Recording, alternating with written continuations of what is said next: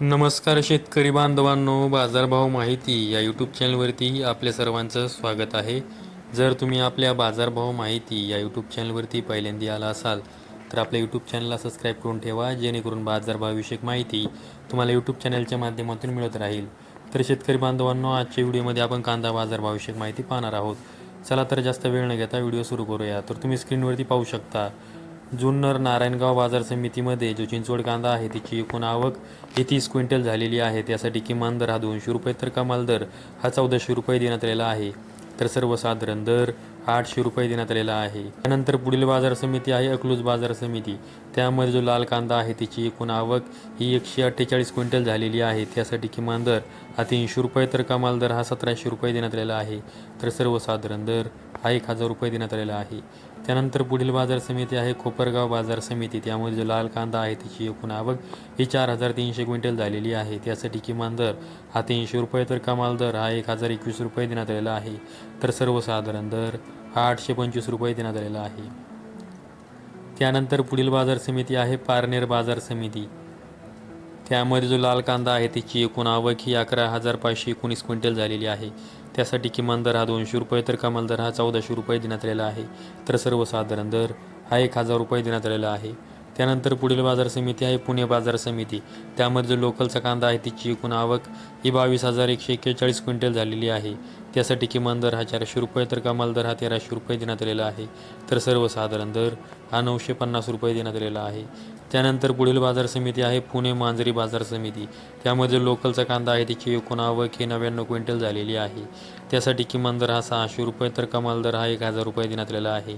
तर सर्वसाधारण दर हा 900 रुपये देण्यात आलेला आहे.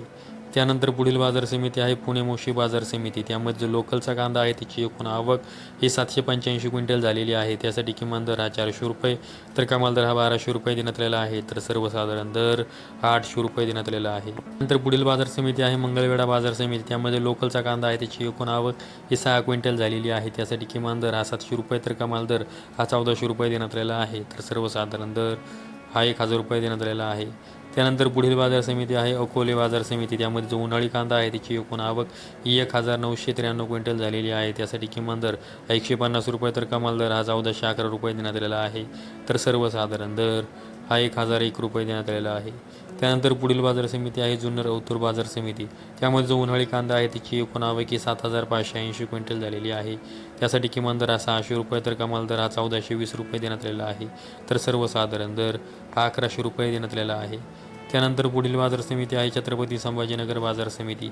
त्यामध्ये एकूण कांद्यांची आवक ही 8135 क्विंटल झालेली आहे. त्यासाठी किमान दर हा 400 रुपये तर कमाल दर हा 1000 रुपये देण्यात आलेला आहे. तर सर्वसाधारण दर हा 700 रुपये देण्यात आलेला आहे. त्यानंतर पुढील बाजार समिती आहे शिरूर कांदा मार्केट.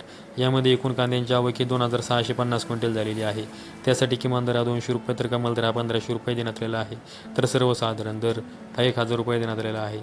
त्यानंतर पुढील बाजार समिती आहे राहता बाजार समिती. यामध्ये कांद्यांची एकूण आवक ही 558 क्विंटल झालेली आहे. त्यासाठी किमान दर हा 300 रुपये तर कमाल दर हा 1200 रुपये देण्यात आलेला आहे. तर सर्वसाधारण दर हा 900 रुपये देण्यात आलेला आहे. तर शेतकरी बांधवांनो, आजच्या व्हिडिओमध्ये आपण कोणत्या बाजार समितीमध्ये कांद्यासाठी काय बाजारभाव देण्यात आला आहे याविषयी माहिती पाहिली आहे. अशाच कांदा बाजारविषयक माहितीसाठी आपल्या यूट्यूब चॅनल सबस्क्राईब करून ठेवा. व्हिडिओ आवडल्यास व्हिडिओ लाईक करा. संपूर्ण व्हिडिओ पाहिल्याबद्दल सर्व शेतकरी बांधवांचे धन्यवाद.